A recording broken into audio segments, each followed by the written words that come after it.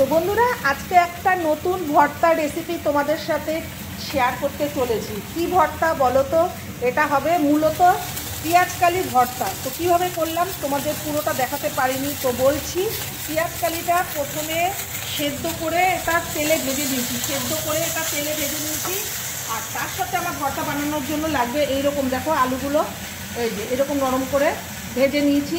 শুকনো লঙ্কা ভাজা আছে, পেঁয়াজ ভাজা আছে, তার সাথে দেখো পেঁয়াজের সাথে কাঁচা লঙ্কা কাটা ভেজে নিয়েছি, আছে রসুন ভাজা।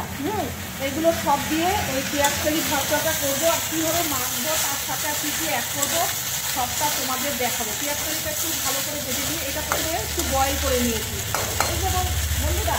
তো চলো, পেঁয়াজকালি ভর্তাটা আজকে নতুন আমি বানাচ্ছি, তো তোমাদের সাথেও শেয়ার করবো না তা হয় না। কীভাবে করছি সবটা পুরো রেসিপিটা তোমাদের আমি দেখাবো।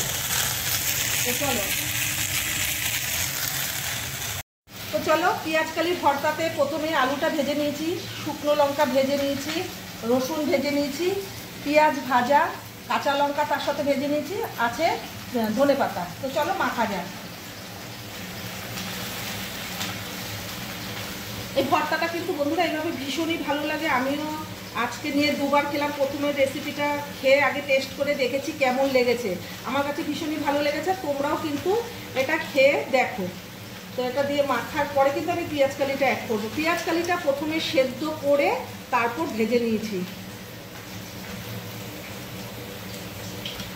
তো দেখো সব কিছু দিয়ে এটা মাখার পরে সবগুলো যেগুলো আমি অ্যারেঞ্জ করে নিয়েছিলাম ওগুলো দিয়ে মাখা হয়ে গেছে। এবার আমি অ্যাড করবো পেঁয়াজকালিটা। এটা গরম, তুমি দেখবা হাত দিতে পারো কিনা। এবার পেঁয়াজকালিটা দিয়ে ভালো করে মেখে নেব।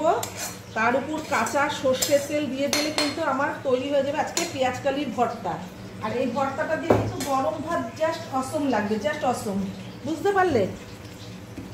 এবার এটা দিয়ে মেখে নিলে কিন্তু একটু ভালো করে, আর পেঁয়াজকালিটা পুরো ম্যাশড হবে না, তোমার একটু ছাড়া ছাড়া থাকবে, এইটাই হচ্ছে মজা। আর এর উপর একটু কাঁচা সর্ষের তেল দিয়ে দিই।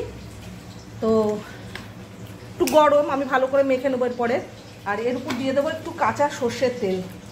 তো অবশ্যই এটা কিন্তু ঠান্ডা ভাতে নয়, ভাতটা গরম থাকতে হবে, আর গরম ভাতে খেলে ভীষণই মজা পাবে।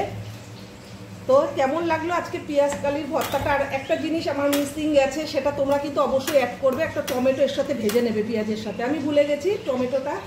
তো এর সাথে টমেটো অপশানে আছে, দিতেও পারো না দিতে পারো, দিলে ভালো লাগবে।